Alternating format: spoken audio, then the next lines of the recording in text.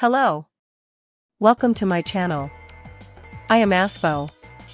I like to cover dark subject matter and especially video games. For my first video, I would like to cover a topic I am passionate about. A video game called Demonophobia, a gyro survival side-scroller puzzle horror game, specifically in the Ryona subgenre. Ryona being a Japanese word made of a combination of the words ryoki, which means seeking the bizarre, and onani, which means masturbation. Ryona is a fetish for girls/women being hurt and abused sexually and non-sexually by men or creatures. Created in a Japanese forum site called Ryona 2 Ida, dedicated to Ryona games, made by user 237 using Hot Soup Processor, which is a Japanese programming language. He was named that due to it being the response number in the forum. He then changed his name into Moto no Hito, which translates to window people, window man, or window frame. Demonophobia is 237's first game. He learned coding for 6 months for it, and honestly, considering it's only 6 months, it's quite impressive for what it is. CIN, a website similar to Patreon where people can support Japanese content creators, seems to be 237's only known social besides Twitter. I could be wrong on this, however, since I can't for the life of me find concrete evidence of anything, so excuse me if I get something wrong. His last tweet was surprisingly on 2024 March. His last Twitter post was an update about the Dysthanasia, which is 237's third game, I believe, meant to be a spiritual predecessor to Demonophobia, in genre, gameplay, and graphics, only into third dimension.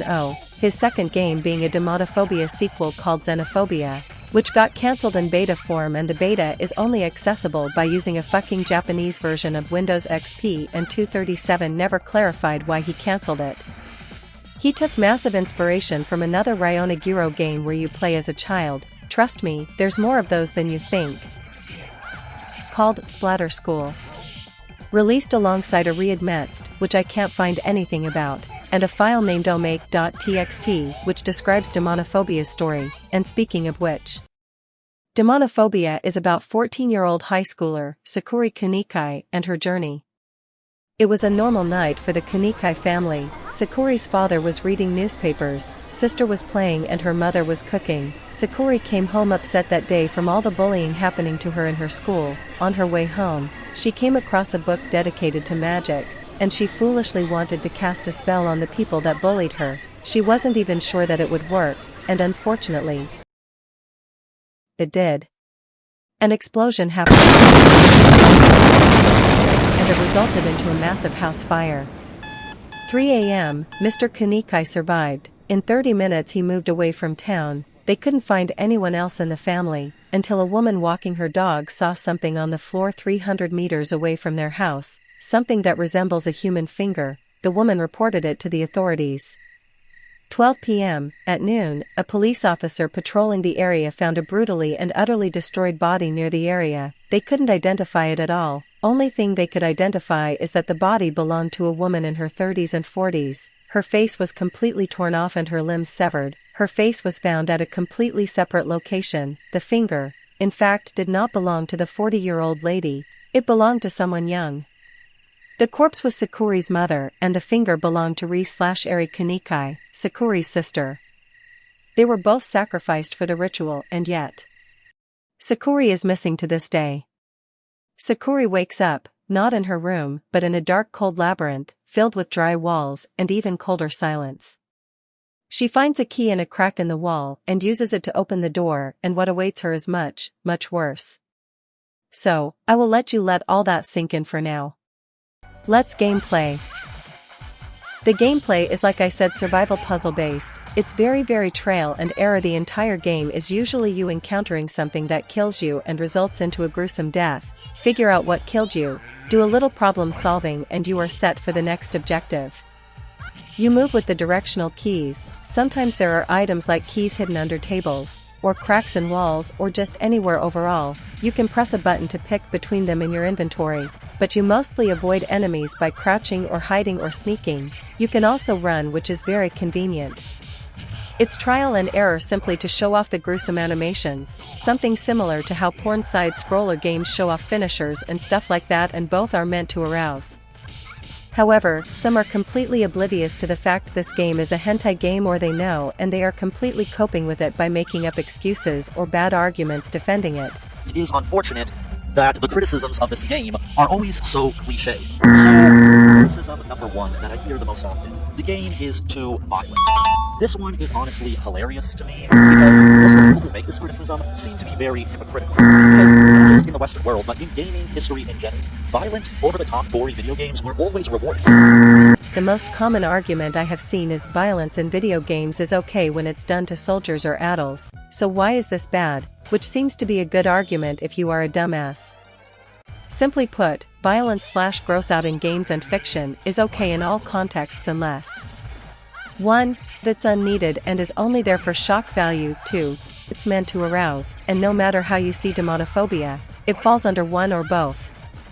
And what gets me most is the people overreacting over people being uncomfortable or hateful of the game, like if it wasn't controversial, which I assume is the only reason you would ever like this game, people wouldn't be mad. People being mad is the point.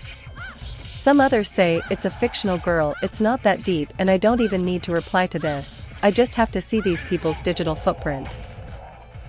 The game's atmosphere is god tier, there's no music, sound effects, or even a title screen, which may seem like a negative, but no, it adds up with the suffocating aspect ratio, which all results into a feeling of nostalgia for a memory you do not have, similar to the backrooms. It feels like you can't breathe, despite the abundance of air. I have honestly no idea if it's intentional or a result of 237's inexperience, but either way, it's great. The visuals are amazing as well. The colors picked always make me sick to my stomach. Every frame of this game feels wrong to look at even if nothing bad is happening. It's genius. The game's artistic shortcomings all add up to its style and recognizability. The sprites have details where they don't belong, organs appear where they shouldn't, very specific organs that show the most amount of pain inflicted. When those deaths are seen, I usually imagined how painful that would feel, and that is a sign of the effectiveness of the visuals. The bosses are super intimidating and well designed for what they are, most of them at least. They are either really fucking badass and scary, or just downright disgusting nightmare fuel. Now, time for the second part of the story. Still, going on, where do I need to go to escape? I'm so sick of this, I want to leave. If you wish to leave, a spirit says while fading in, promising an escape. He assures her he cannot hurt her in this form as he is nothing but a spirit. Sakuri listens to him and they become companions. They both want to leave after all. He names himself Reese, Ritz, or Reese? Rice? I have no idea at this point. The game continues as usual, until Pride, aka Butcher, one of my favorite bosses, attacks Sakuri, and Reese appears out of nowhere to shield her so she can get away.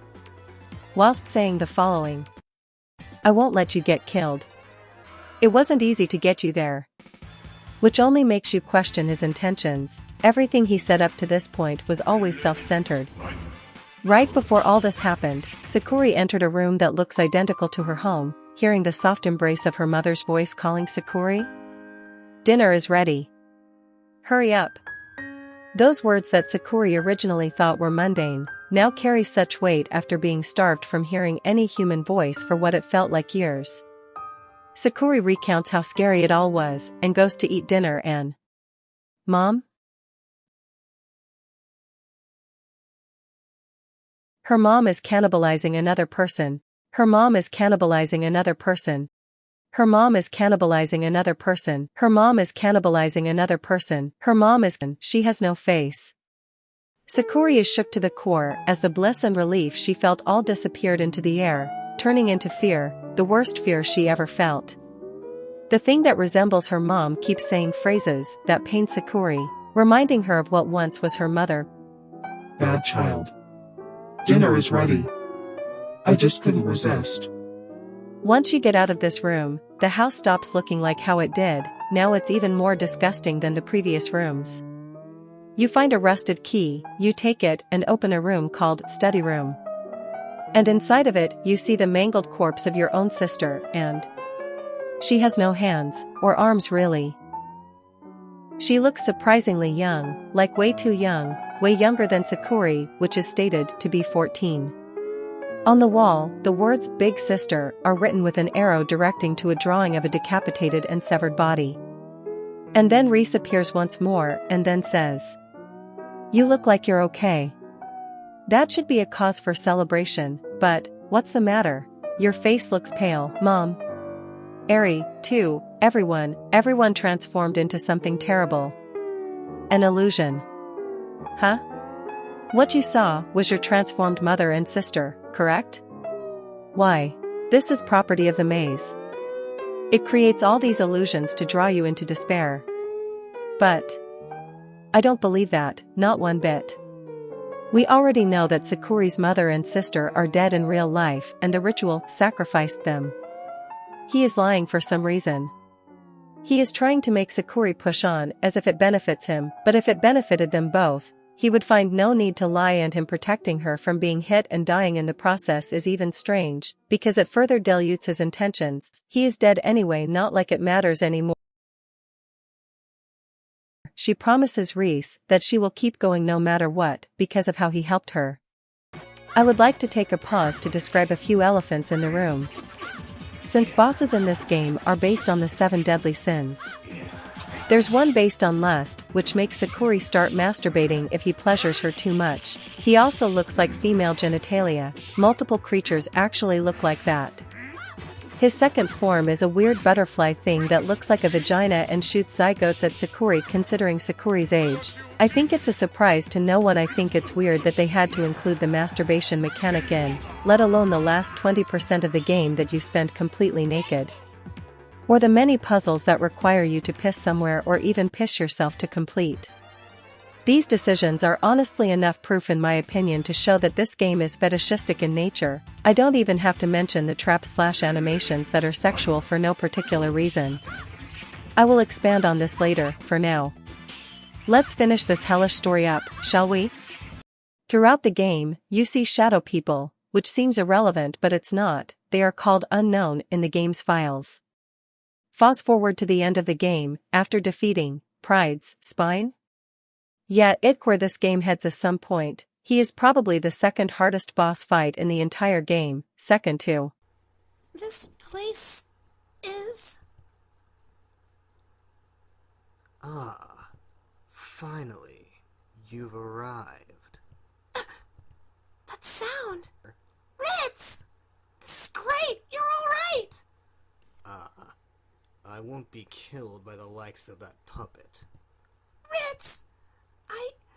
I did it! This is as you said, the deepest part, right? That's right. I'm finally here. It was a long journey. Now I can finally go back. There's no need to worry about horrifying things anymore. It's in the past. Finally, my time has come. Eh?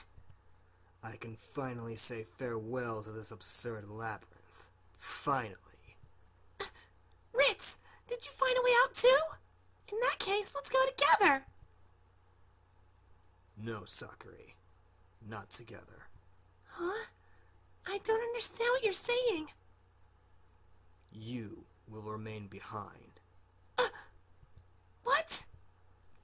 Sakuri, I never said you could escape from this place. Huh? But I can't go back.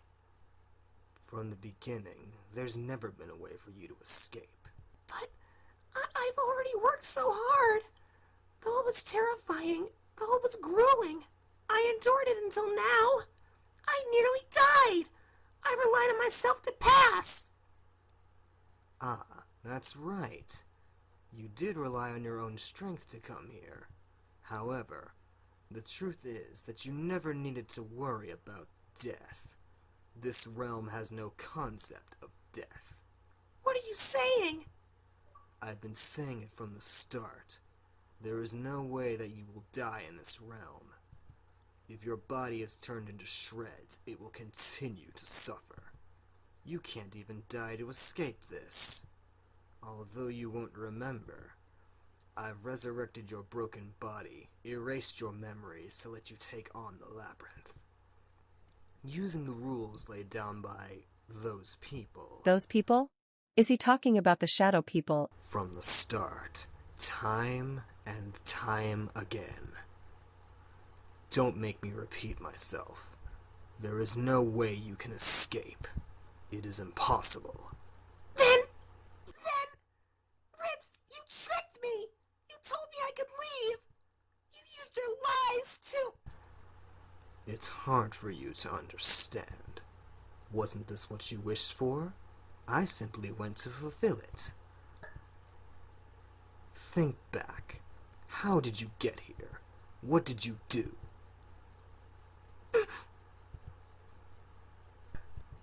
Think back. You called for me. This is the ritual for you to send me to that world. You're lying! I thought it was a joke! I didn't think it was real! However, the truth is that it succeeded. Completely by accident. Take into account the chances of such an occurrence. Such a thing wouldn't happen in 9,000 years.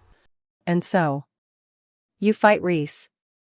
Your only companion in this hell since the beginning, and I don't know if you should be sad or proud that Sakuri finally showed some courage and self-respect. An incredibly hard and unfair fight occurs and Sakuri wins? Ritz or whoever this is disappears, leaving Sakuri behind. Letting her remember all the memories of her dying, which means all of your deaths are canon, all of that pain and gut-wrenching suffering suddenly went back to her the moment Reese disappeared. She feels all of it, and now she can finally die for better or for worse. She is teleported to a room with a Crawley, as she screams for help but no one answers. As Ritz finds another victim welcoming them into this labyrinth. I have no idea if this ending means that Sakuri is finally dead or that she is just going to keep suffering over and over again. But what this ending confirms is that there is a possibility of a sequel in the same universe with a different protagonist, and from my knowledge, that is what xenophobia and dysesthesia are. Really quickly, I would like to finish this off. If you don't stab yourself with the dagger you find and use to defeat lust and go to a very specific room, there will be a bed, and if you let Sakuri sleep on it, she is going to get raped by lust. It's a very gross and disgusting scene, and honestly one of the worst things I accidentally came across while data mining. I really don't like how the only people that like this game are mentally unwell children and pedophiles with no in-between. It's very sad and heartbreaking to think that some kids grew up with this game. And it's even sadder that some of them defend it or they grew up to be into this type of degeneracy. And I find it especially funny when its defenders bring down objectively better media in favor of the child gore porn game. It is so rare when we see games break the fourth wall. And nowadays we have games like Demon Literature Club that try to use the fourth wall against you, but only ever coming off as cringy. But in the case of Demonophobia, the way it breaks the fourth wall is absolutely gut-wrenching when you are aware of its revelation. Using... Yeah, fuck off anyways. This video took a lot out of me, and it honestly took me a full year. I hope you enjoyed and thank you for watching to the end. Love. Oh, I'm a funny ghost nigga.